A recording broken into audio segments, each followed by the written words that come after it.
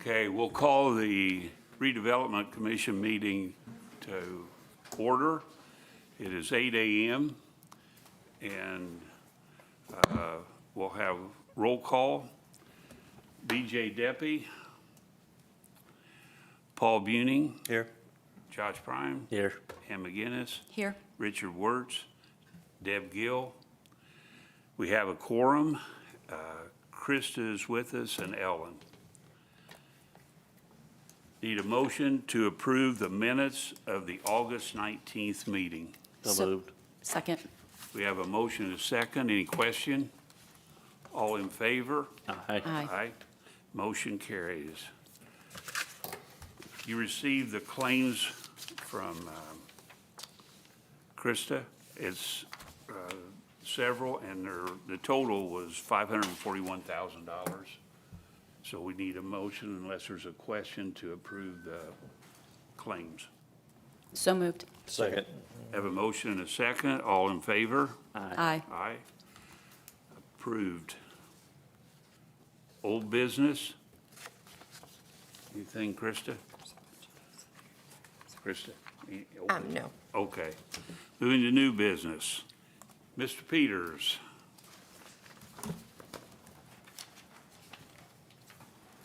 Thank you all. Appreciate the opportunity to be here. So Krista, do you want the long version from last night, or you want me to truncate it for, okay? That one. Excuse me, Jeff. Yes. Would you let the record show that B.J. Deppie is present? Barely. Thank you. Okay, Jeff. So last night at the council meeting, I talked about the impacts of Senate Bill 1 and what that's going to do to the city, and a little bit on the Redevelopment Commission. So one of the biggest things that is going to happen based on the way that the statute's written today is we are going to see a reduction in what assessed value should have been versus what it's going to be going forward, starting with the 1% property, which are your homestead properties. Today, you have a supplemental homestead credit and a standard homestead credit. As we go forward, we're going to have a supplemental homestead credit that is bigger and no standard credit.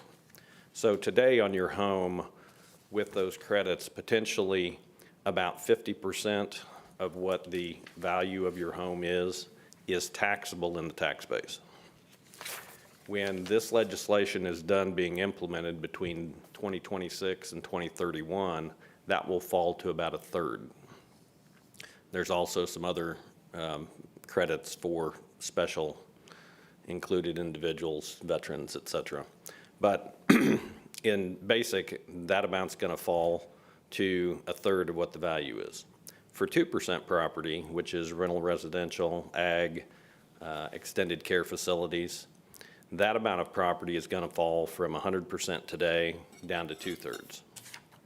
For the 3% property, the legislation provides that business personal property, that today, if you have acquisition costs of $80,000 or less for your business personal property, you don't file a tax return. Therefore, that is not part of the tax base that is utilized for property taxes. In Pay 2027, that amount jumps from $80,000 to $2 million.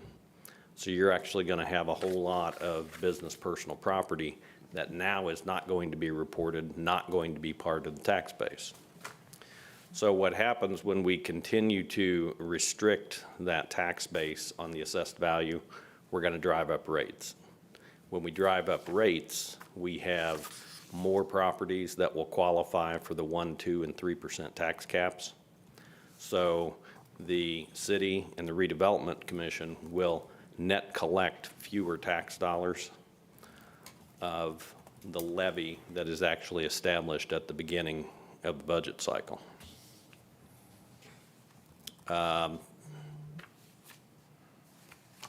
Second big point of the legislation that's going to happen is income taxes as we know them today are going to go away at the end of 2027.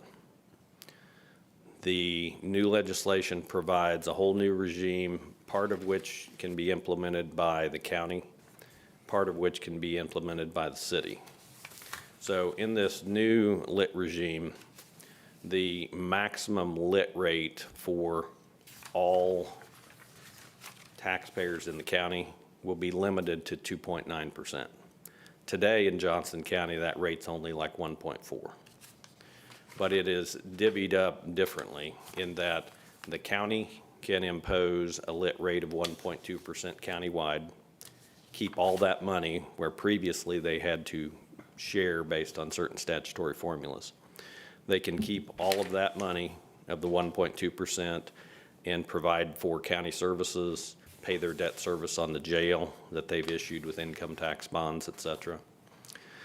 Then the county has the ability to impose a fire and EMS lit rate that is countywide and then would be shared to mandatorily fire districts, fire territories, and municipal fire departments. So any city or town that has a fire department would share in that distribution. And the sharing formula now has completely changed. Since the inception of income taxes, that share has always been based on property taxes levied versus the property tax levies for anybody else in that pool. That changes in this legislation to population. So now the big population centers of the cities will draw the majority of that income tax if the county imposes it. And that kind of develops a whole rub in the situation is why would the county expend its political capital and raise income tax rates on everybody that is going to, the revenue is going at the majority to the cities. We think that potentially will be an issue going forward, at least in some communities. In addition to providing for fire and EMS countywide, the county can also impose income taxes for townships, the libraries, the solid waste district, and they can do that in increments of 0.05%. The sum of the county's 1.2, whatever they choose for fire and EMS, and these other smaller units of government can't exceed 1.7%. The remainder of that 2.9 is 1.2%, which the county can impose on the county, excluding any city or town that has a population of 3,500 or above, because they will have the ability to tax their own people up to 1.2%. That remaining area outside of the big cities and towns, 75% of that revenue the county can keep for themselves to use for countywide purposes. 25% of it, as a minimum, they have to give to those small cities and towns. So in Franklin, being above 3,500, you will have the ability, or the city council will have the ability, to impose a 1.2% income tax just on their people. And this is going to be important as we go forward and look at development and things like that, because we are establishing this income tax base. So the more people that you can add, the more money that you're going to be able to bring into the coffers of the city by doing that. To give you a little bit of an idea of income tax and where we're at today, for the city, it receives certified shares, which is the base income tax distribution that has existed since like the 1970s, is about 9.9 million. In the last few years, the county imposed an economic development income tax, which statutorily it had to share with the cities and towns. And that share to the city is about 2.4 million. So today, or in 2026, the city is anticipating about $12.3 million in income tax. The city income tax under the new regime, if they get to impose 1.2% just on the people of Franklin, that data set doesn't exist today, so we're making some assumptions as to how we derive the number. The legislation does provide that the Department of Revenue, beginning in 2025, has to collect that data because, again, it doesn't exist, so we don't know exactly what it is. We expect that by the time we get to 2027, when the city and the county have to decide on those income tax bases or those income tax rates, we'll have some base data at that point. But what we looked at was per capita income for the city, same data set per capita income for the county, and then we equalized those to the county's lit income tax base, which we actually know. If we do that and impose 1.2%, the county would get about $9.5 million. So if the county does not impose any fire or EMS tax, the city's going to lose about $2.5 million a year in income tax. If the county imposes fire and EMS income tax at the 0.4%, we expect that the city would get about $4.4 million of that distribution, which would give them total revenue of about 13.9, so they would have a significant pickup in income tax. Again, at this point, don't know what that implementation is going to be. The other thing that the legislators on the last two pushes of pushing that bill through said, we know this isn't perfect, we've got time to make changes. I know there are several proposed changes for the 2026 session. I think there potentially will be more changes in the 2027 session because that's going to be your next long session. So we may have a different set of rules by the time we get there. But big picture, potentially there is loss coming to the city for the income tax. There's also the loss that we talked about previously with property tax, those additional circuit breaker losses, and I think I didn't touch on, the legislation also included for 1% properties additional homestead credits. So each homestead is going to get an additional credit equal to the lesser of 10% of the tax bill or $300. That potentially is going to, with new circuit breaker losses, be somewhere in the neighborhood of $525,000 to $850,000 a year of property taxes that aren't going to be collected by the city that were previously levied. And to me, this is all a continuation of tax caps and when they were originally imposed 15 years ago. So the city today, because of tax caps, doesn't collect about $2.4 million a year of the levies that it's allowed to levy on the people. So this again is going to push that number above $3 million a year now that you have the statutory authority to levy those taxes, but you're never going to get to collect it because of the other credits and circuit breaker options that they've put into the statute.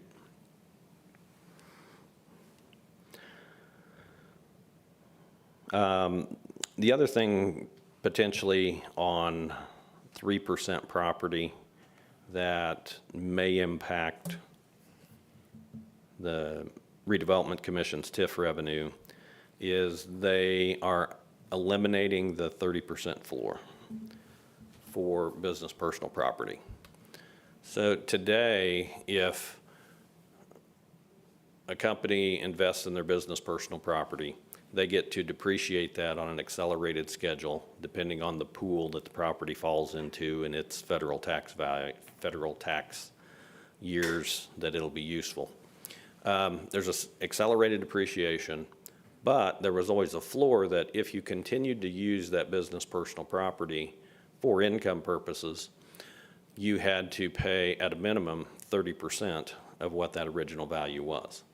Now they've done away with that. So some of your, and this is only for business personal property, put in effect after July 1, 2025. So although it may not have an immediate impact to you as you have businesses replace that business personal property, they're no longer going to stop at a 30% floor. It's going to depreciate to whatever the state form is. So depending on the pool, it might be 5%, it might be 10%. But those amounts are going to be lost of future business personal property that you could capture. And you do have a few properties that you have done that with to generate additional TIF revenue.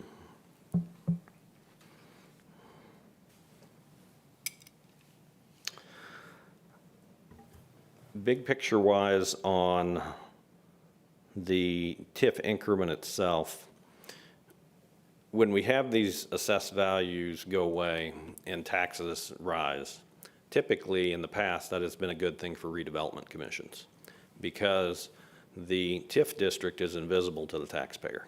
Everybody pays that same rate that sits in that same geographic area that receives same services from the same units of government. If you have rising rates and that is invisible, the Redevelopment Commission in its TIF revenue has gotten additional dollars. This new legislation says specifically that the DLGF is to neutralize out any of this windfall. We don't know exactly what that's going to look like, but every year during July, right before assessed values are certified, we do a neutralization of the base assessed value. So we assume the DLGF's going to just work it into that same framework, but you're not going to see any windfall as you see these rates increase. However, assuming that they treat it like they treat the base neutralization, you'll still get full credit for anything that really develops. So when you build a new warehouse, you can capture all of that increment above what the base is today. That shouldn't change. If they put substantial business personal property and you designate it as a taxpayer, again, you should be able to capture that, other than it will not have the 30% floor on it.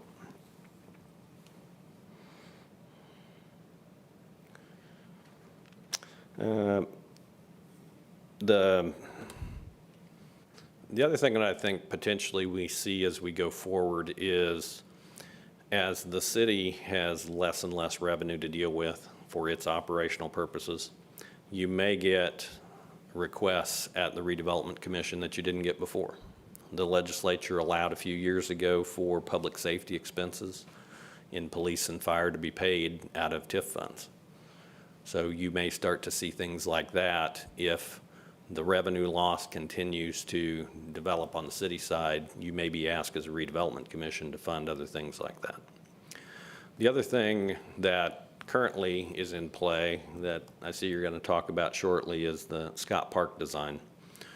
When we're in the process of looking at best way to finance that, because of some of the changes in this legislation, we think the best strategy to implement is probably going to be an underlying property tax levy, debt supported, but we'll have the option to make payments from the city's income taxes, redevelopment commission funds, so that as you go through paying off the debt for this park project, you can decide between the RDC and the city, how do you share that burden? How much do you keep it off the tax rolls versus put it on the tax rolls?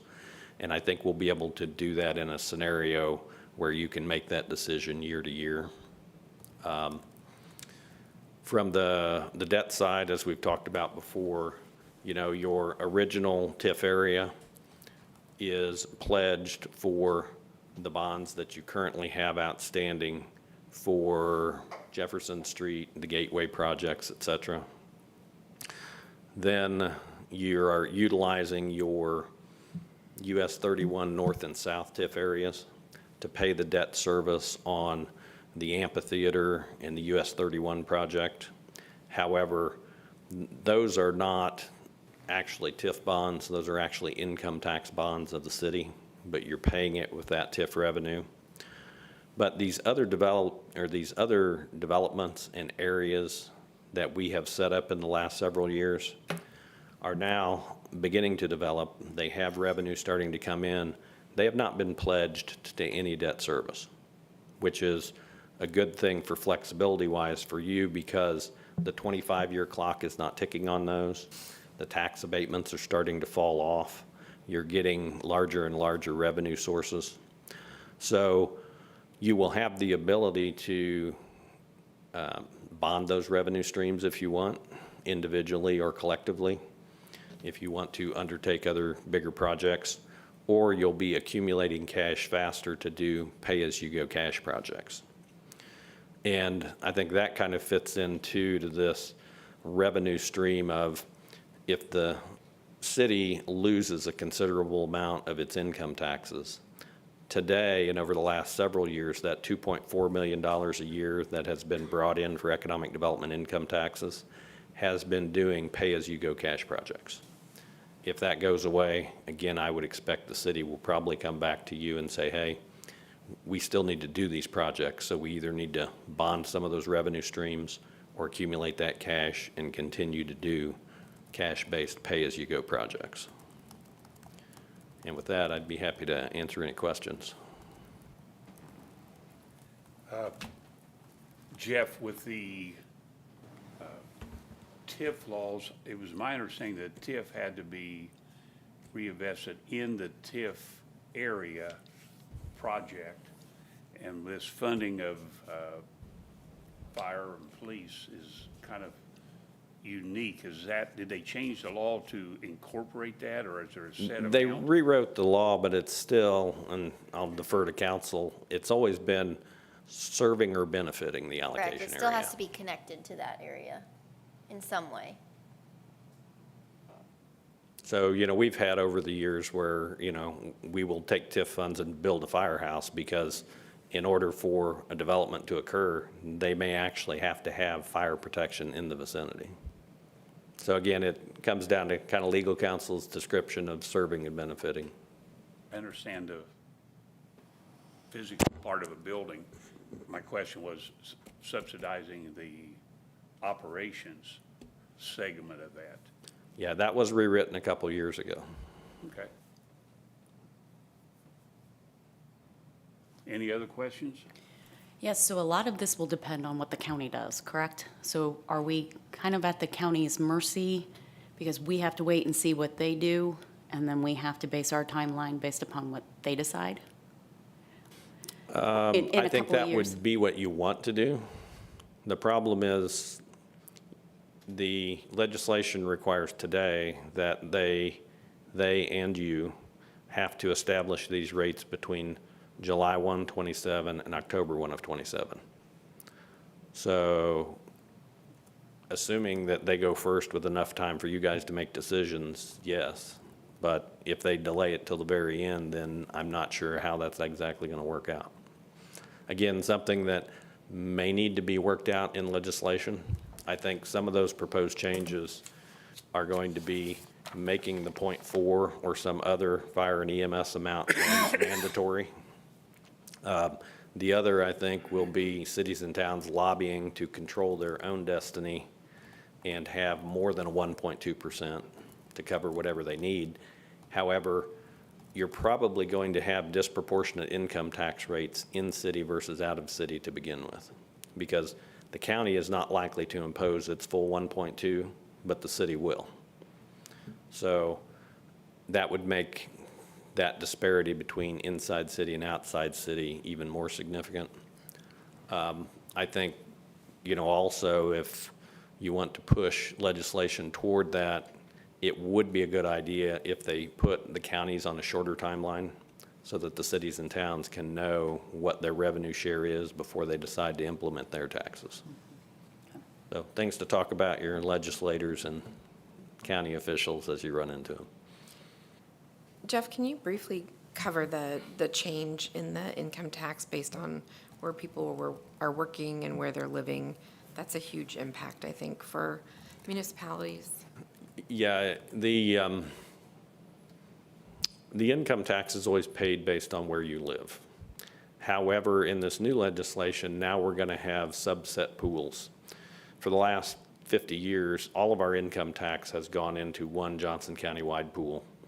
The distribution flows out, and although it had different distribution pools, like the amount for correctional facilities for the jail repayment of its bonds, was an individual pool of money. It all went to the county. The certified shares got shared proportionately based on statutory formula with the counties, townships, cities, towns, libraries, schools, et cetera.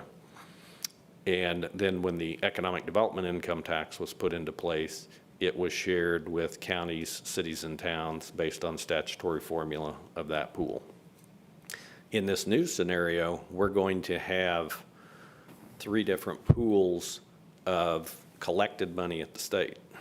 So we'll have the amount, the 1.2% that the county collects.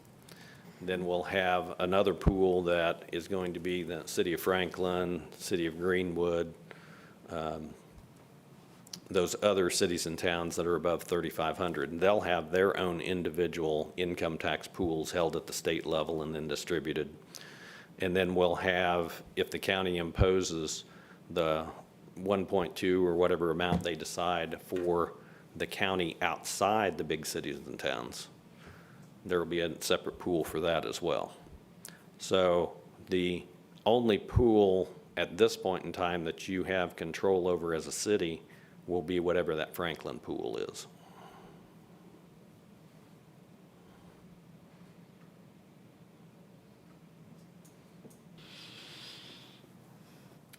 Sounds like a lot of changes over the next 2 years. Lots of changes. And, yeah. And there'll be more legislative changes, I'm sure, too, so.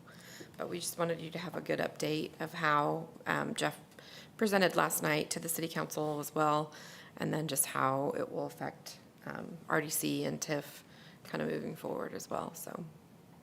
Thank you, Jeff. Thank you. Thanks, Jeff. Okay, under new business, Steve's gonna come up for that one, for Scott Park. Yeah. Steve is coming up for that. okay. We'll move to the Scott Park design. We have Trent and the mayor coming up. Okay, good morning, everyone.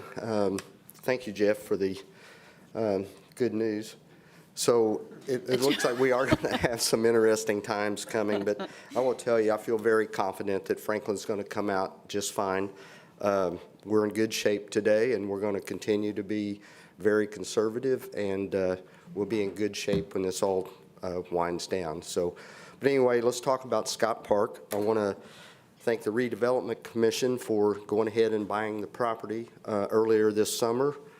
And we have met, I know Councilman McGinnis and Councilman Taylor and Councilman Austin. We met with the Parks Department, Crossroads, who we have a lot of faith in, that's done a lot of work here, to get them to be our design person. There is a lot of stuff with floodway that's in the way. So you got to figure out how to work with that.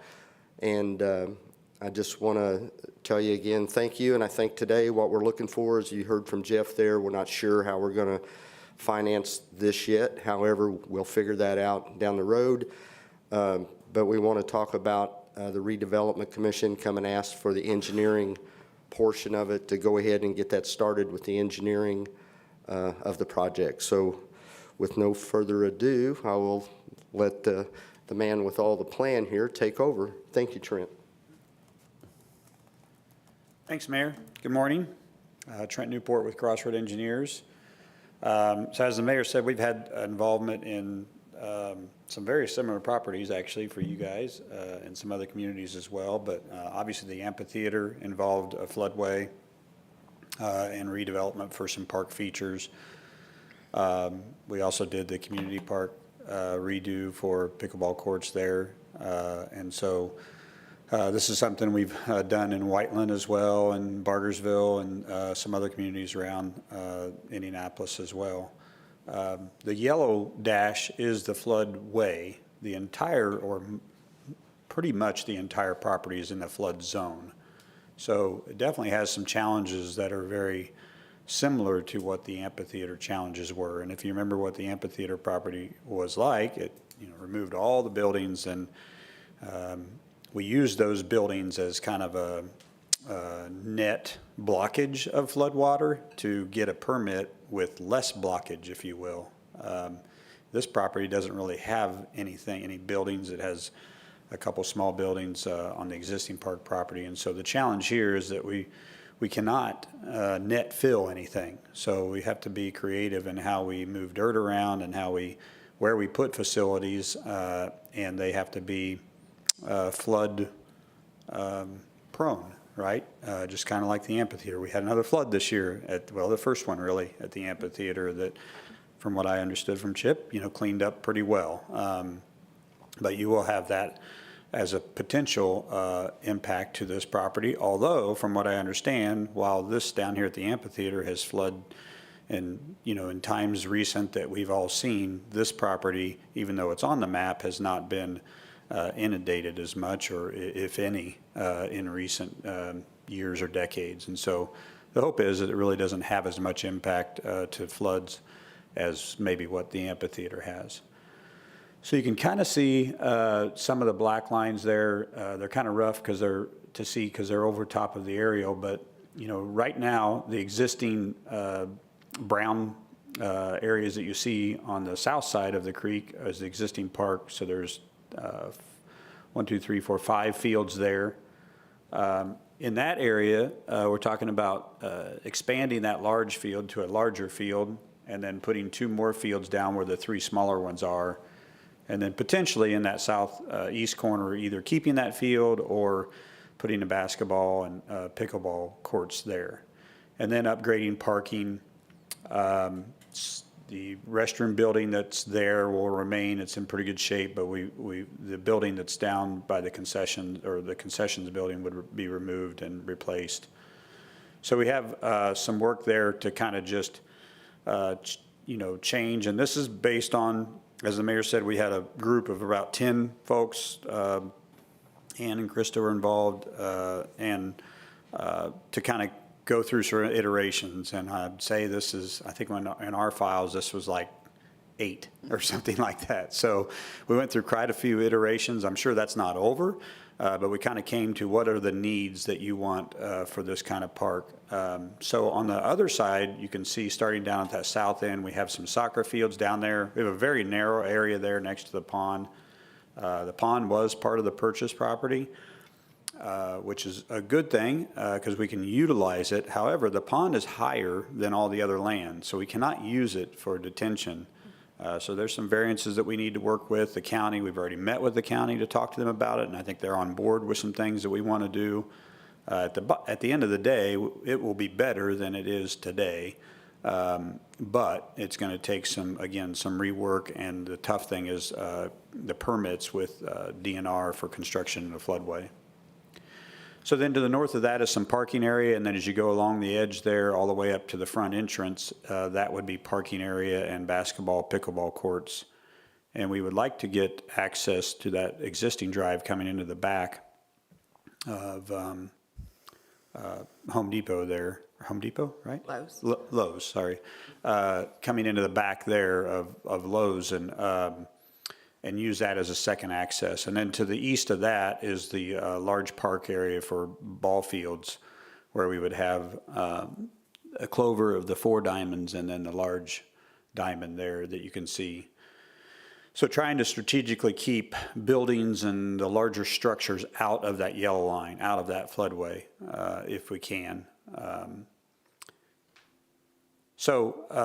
We kind of just wanted to bring this forward today. We have 4 or 5 subcontractors that will be working under our contract for us, for geotech and architecture and landscaping. We're still collecting all of their fees. My hope is to submit that to the city for starting to review it this week, and then come back to the RDC meeting with that contract ready to go so that we could get kickstart on the project as soon as possible. That meeting is the 18th, I think, of November. So my plan would be to be ahead of that, but be on the agenda, have worked through the contract with staff between now and then. And then, there's a lot of time in the permitting for the project. So our hope is that we could break ground in 2026, but there's a lot of work to be done to get to that point because of the time, and the biggest one is the DNR permit. Some of those will take a year just to get permitted, and so we're hoping that we can have some meetings with them and try to expedite that and get a start, but my guess is the start would be late in 26. Be happy to answer any questions. Anybody? I guess, Trent, I've got two questions. One, a restroom on the north side of the area, and secondly, handicap accessibility, as there's some mature folks in our community that don't get around as easily and might need more handicap accessible. Yeah, great. Yeah, great comments and questions. We failed to highlight that one rectangle building that's right behind the large field right there that Krista's pointing to. That is the restroom building, probably the restroom and concession and storage all together. But yes, that building is there. And then I also didn't mention, we show a splash pad playground there just to the south of that, which we thought, I think is going to be, if it can fit in the budget, all these things are, if they can fit in the budget at the end of the day, but it would be a nice feature for families that have young kids, but other kids playing that can, have a place to entertain them. And the other two features that I wanted to mention that I didn't is the pedestrian crossings. We hope to have two. The trick on those is working that with DNR and the floodway and how much we're blocking, because anytime we put a bridge structure, we block something. So now we have to figure out how do we mitigate that, and you really have to do it on site. You can't do it off the site unless you buy more property, which is not the goal. So, but having said all that, the plan, Richard, will be all this will be ADA compliant. Okay. There may be some paths that are up to the ADA maximum of 5%, and certainly getting up to the bridges and so forth, but it would all be ADA compliant. You would be able to park on that north side, which is where the majority of the parking is going to be, and walk 2 fields on the south side.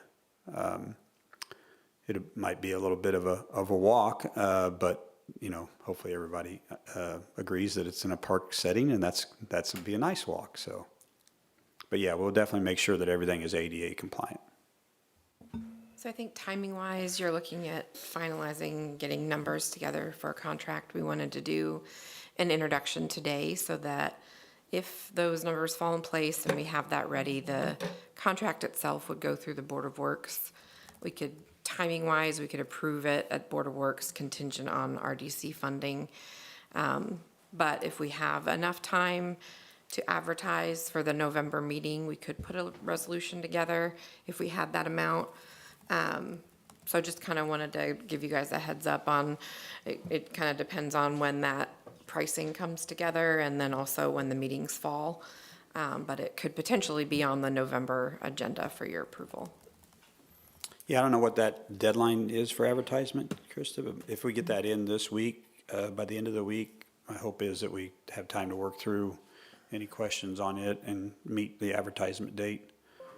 And again, that's just, the only reason is to try to get to where we can get things moving for those long permit durations. So November 5th is Wednesday, November 5th, we have to get to the Journal. Okay. In order to advertise the 10 days for Yeah. the meeting on the 18th. I feel confident we could be in that position. And that's for the November, you said 18th, is Yeah. that right? Okay. Mayor, I hope you can implement all of it. We're going to try, with your help. Any other questions? Chip, one more project.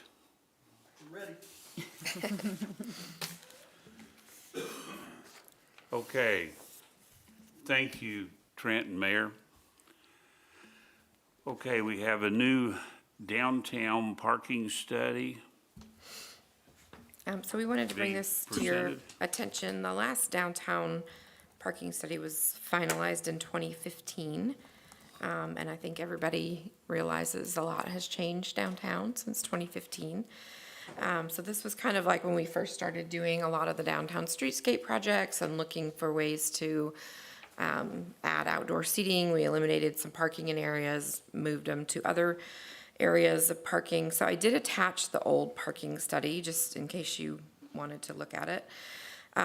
But the mayor and I have talked, and we'd like to maybe move forward with putting out a request for proposals from different consultant firms to see about getting an updated plan, and we're hoping that the Redevelopment Commission would be agreeable to funding that. Is there anything you want to add, Mayor?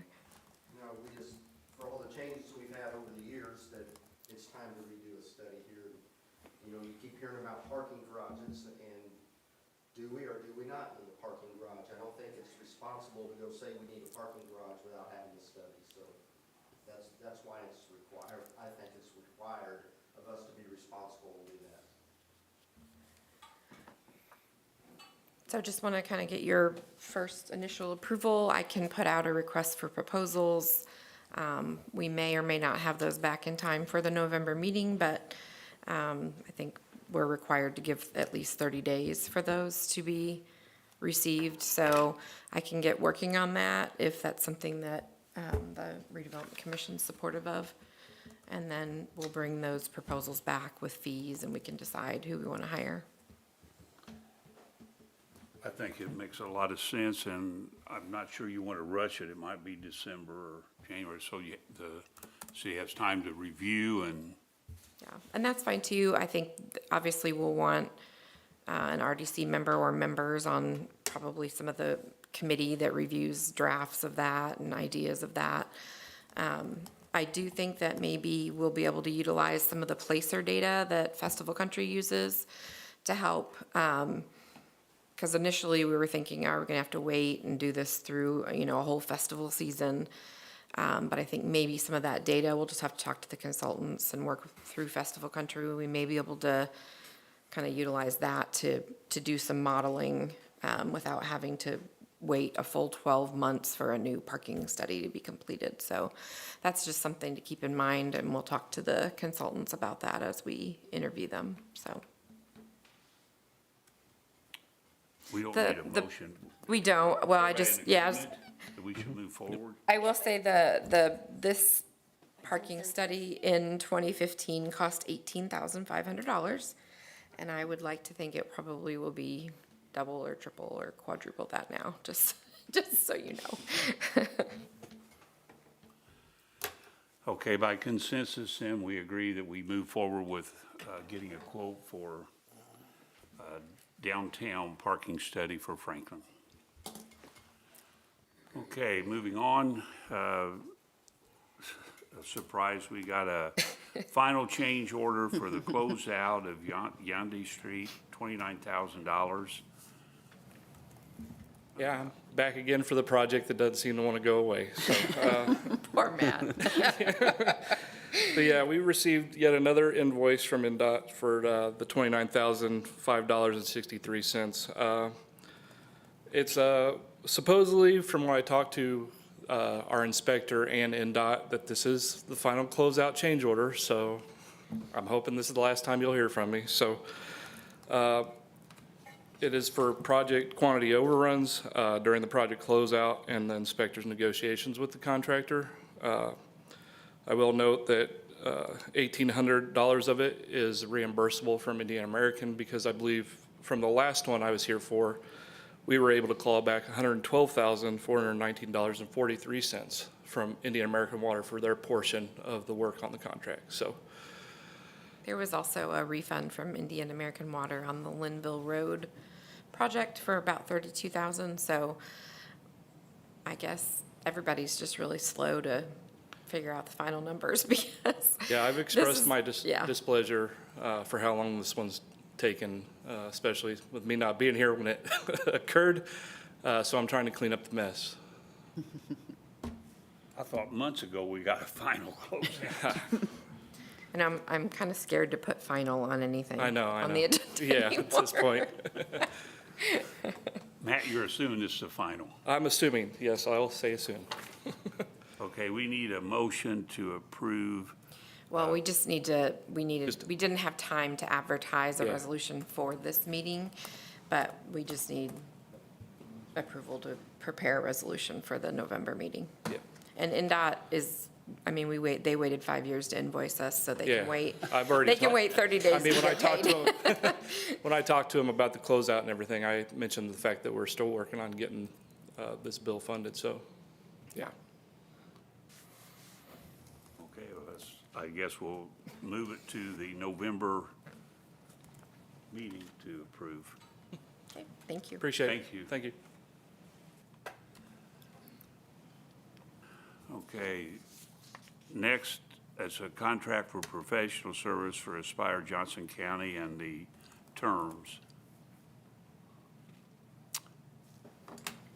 So what do we need to do? Oh, Mayor.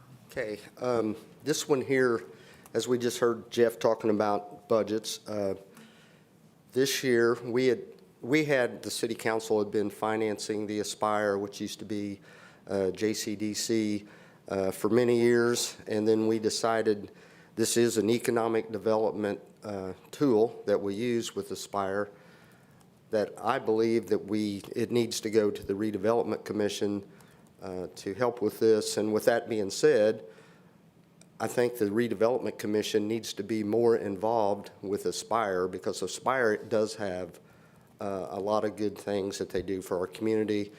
And I think the Redevelopment Commission needs to be part of that. And it seems like in the last few years, they haven't been. And I don't know if that's Aspire, Redevelopment Commission, or maybe we just didn't present it the right way. However, anyway, with our new tax laws, we took it off of the general fund and thought it would be the right thing to come here. So it's going to be your decision if we continue with Aspire. I'm recommending that we do, and got Christian here to introduce his team and talk a little bit about what they do for the community and why we see a need. So thank you. Thank you, Mayor. Good morning, everybody. Christian Maslowski with Aspire Johnson County. Here today is Amanda Rebedew and Pat Moon, all familiar faces to you. So in short, Aspire is your economic development partner in so much as that we are marketing the county, and specifically Franklin. We do reach out to site selectors and brokers. We collaborate regionally. There are over 3,300 counties in the United States, and so you can imagine site selectors and brokers get bombarded, but they do listen to regions, and so we collaborate very well with the Indy Partnership, which is our regional marketing arm. We also sit down and work with local businesses, and that's one of the specialties that Pat focuses on. Pat sits down with our particular larger corporations to ensure that they have the tools and resources they need to stay here and grow here.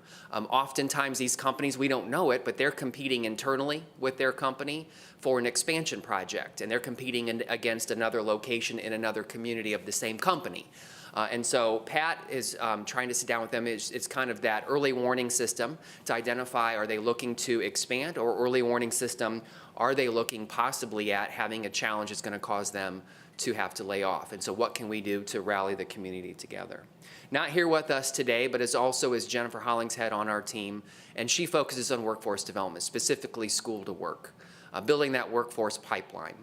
When we are out promoting Johnson County and selling the community, we don't have mountains, we don't have oceans. We have a terrific workforce. We have terrific residents. We have great collaboration. And workforce development is a challenge across the country, right? Population, labor availability is a challenge everywhere.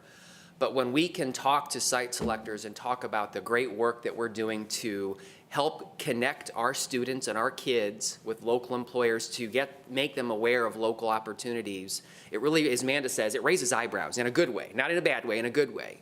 And so that is becoming one of our calling cards. And so she's a very important part of the economic development team. Amanda, am I leaving anything out? Okay, all right.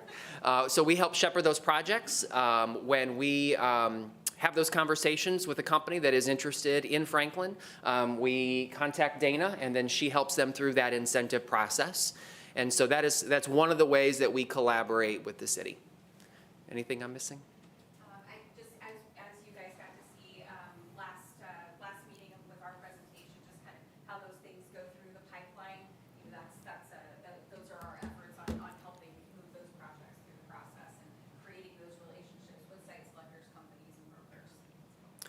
One of the things you don't see, and I think this is important, and I so appreciate the mayor's comments, is that, you know, the company expansions, when companies are looking at spending millions of dollars and hiring up, you know, a couple hundred people, those are really big decisions and they take time. They're also influenced, those decisions and the actionable steps on those decisions are highly influenced by macroeconomic forces that we can't control.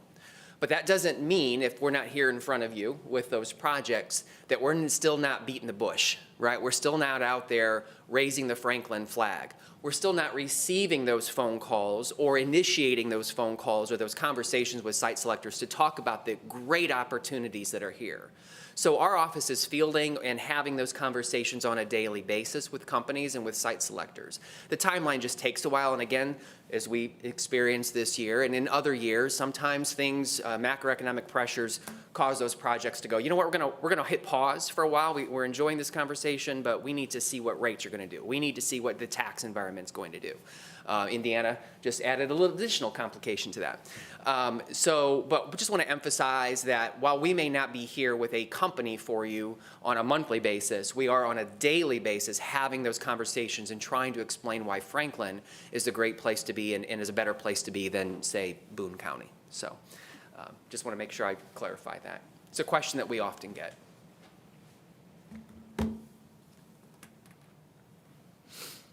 Okay. Christopher, this is under the Franklin Development Corporation, which is part of Aspire. No. It's That's- not? That's the next item on the Okay. agenda. Aspire is a county thing, isn't Correct, it? correct, yeah. Yep, Countywide. Yep. Aspire is the countywide economic development and chamber of commerce. We are as Mayor said, used to be Johnson County Development Corporation. So we serve the entire county, including and especially Franklin.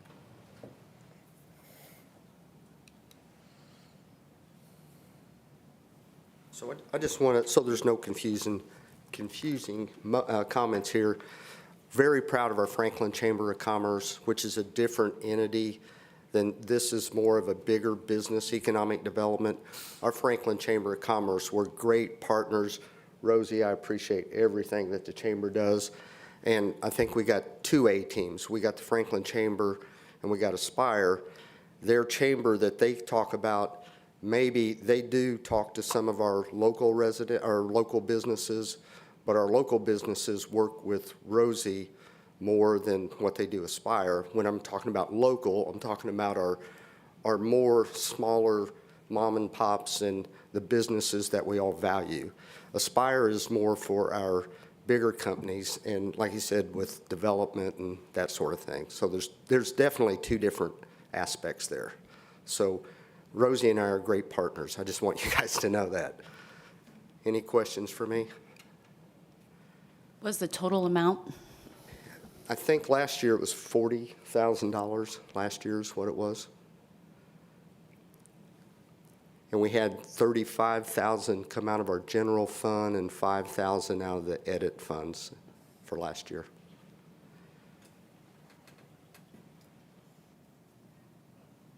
Any more?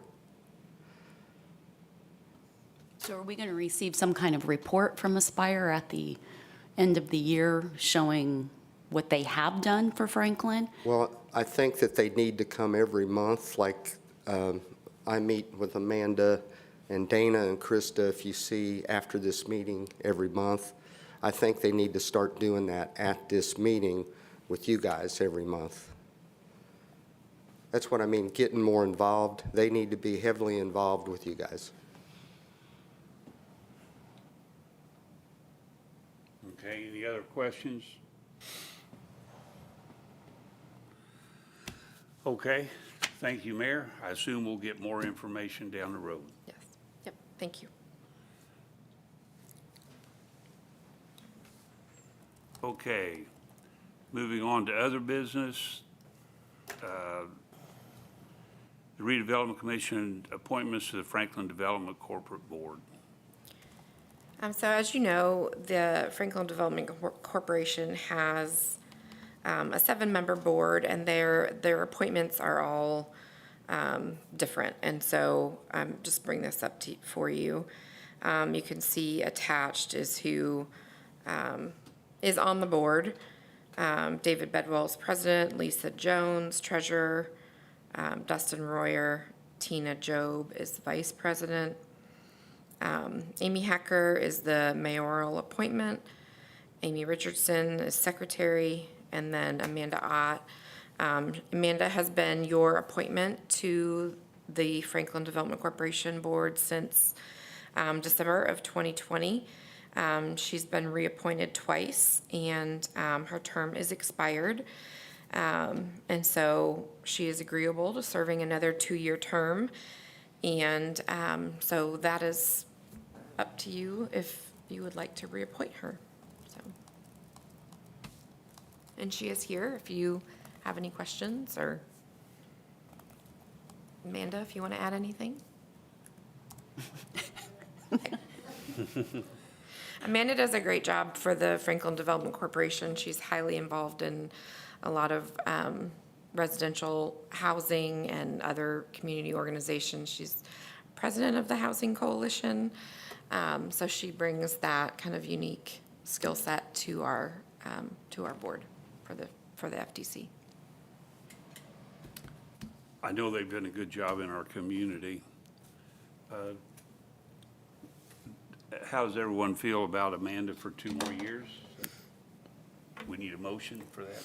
Yes, please. I move to reappoint Amanda Ott to the FDC. Okay. Need a second? Second. We have a second. All in favor, any question? All in favor? Aye. Aye. Opposed? Thank you for. Thank you, Amanda. Thank you for waiting an hour for that. I appreciate it. We do appreciate it, and especially with housing. That's really been beneficial to our community. Just in the interest of time, I won't go through July and August financials. If that's all right, I will just bring up the September financials to give you an update on those. Are there any questions on prior? Okay. And if you go back and look through any of them, just feel free to reach out to me. You know how to get a hold of me. I did go ahead and update the resolutions that have been paid through September. So those balances of the resolutions are below. But you can see that year-to-date expenditures through the end of September are $799,025. Remaining appropriations are still $4,223,000. I can't talk today. So our estimated cash balance at the end of the year is $3,248,180. And that is for the TIF, the I-65 or the TIF control fund. I did add those resolutions that were recently approved. We'll add another one for Yandy Street. But the last one was $183,000 for Yandy's, and then the Graham Road reconstruction. Is there any questions on the 65 TIF district? Okay. Appreciate it. US 31 is pretty boring. There really was no activity here. We have our bond payment, and we have some outstanding items for the US 31 project that have basically kind of gone away since construction's started. So that would leave us with an estimated cash balance at the end of the year of $884,931. Any questions? Thank you. Okay, cash flow. Cash flow has been updated. Give it a second to come up here. So this has been updated for today. I did move those projects up that were approved. Some of the resolutions on the previous financial statement, sometimes they're an estimate when we approve a resolution amount. So the cash flow is where we put like the actual contract amount or what we think things are going to be. So it looks a little different Still looking at a fund balance of $3,438,000 at the end of the year. And then we have mainly the projects under consideration, so I did add this $29,006 for the final change order for Yandy Street. And then I did put here the downtown parking study. I don't know what that's going to cost, so I just have a question mark. And then also the Scott Park design contract, so those are listed there. And then you can see the other things. We did approve the design for the Commerce Drive stoplight, but we don't have the actual construction until that gets bid.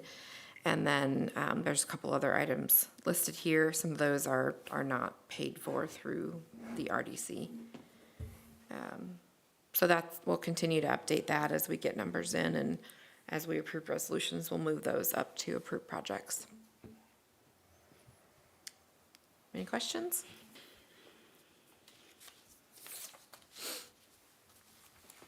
Okay. Thank you. Okay. Any public comments?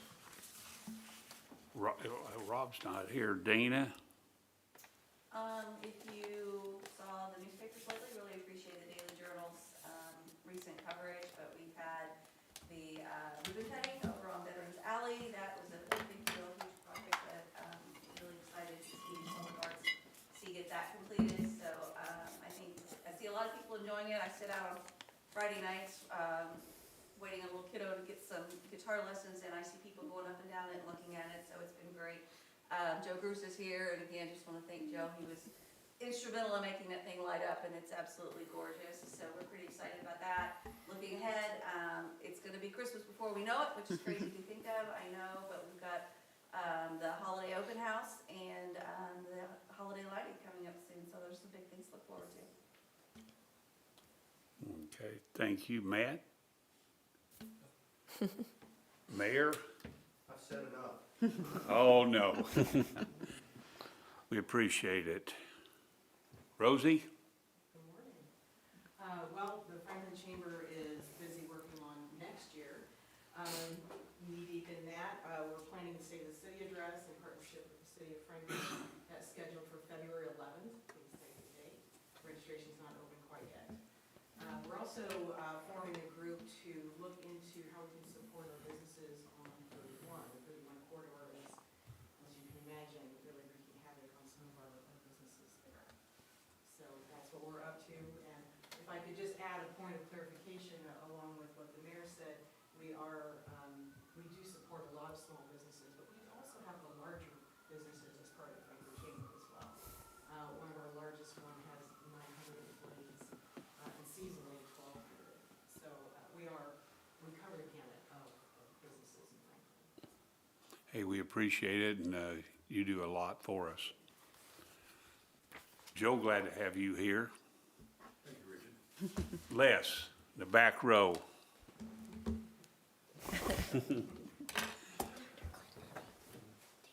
Oh, Dr. Clendenning, the schools.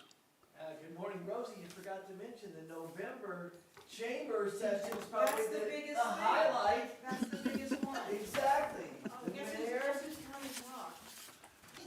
Dr. Prather, Mr. Prather, we got Dr. Dunkel and myself to chat about Franklin, all things. We've got the power panel at our next luncheon. Yeah. We'd love to What have was the date of that? November 13th? Yeah, The second Thursday. I think it is. I think it's, Yeah. or be at Durham Factory. Give us a call and we'll make sure we do this. Okay. I think Senate Bill 1 is another thing, and I would agree with Steve. We'll get through it. It's gonna impact schools as well. You got to hear a little bit, as Jeff talked at the very end, how the impact. Local income tax, like right now, we get about 1.7 million. That's gonna go to the county to make their decision on how that plays out. But I do think the partnerships and other things that we do are unique here. So I'm not, it's not all gloom and doom. I'm talking to people about it, but I think we'll look forward to the collaboration, and I do agree, a lot's gonna change between now and 2027 when it actually go into play. So, that's about it. Well, glad to have school back in session Yeah, after the we're break. back at it. Thank you. BJ, Nothing. Paul, Ann? No, thank you. Josh? Nope. Krista? No, thank you. Okay, thank you. Our meeting is adjourned. This was one of our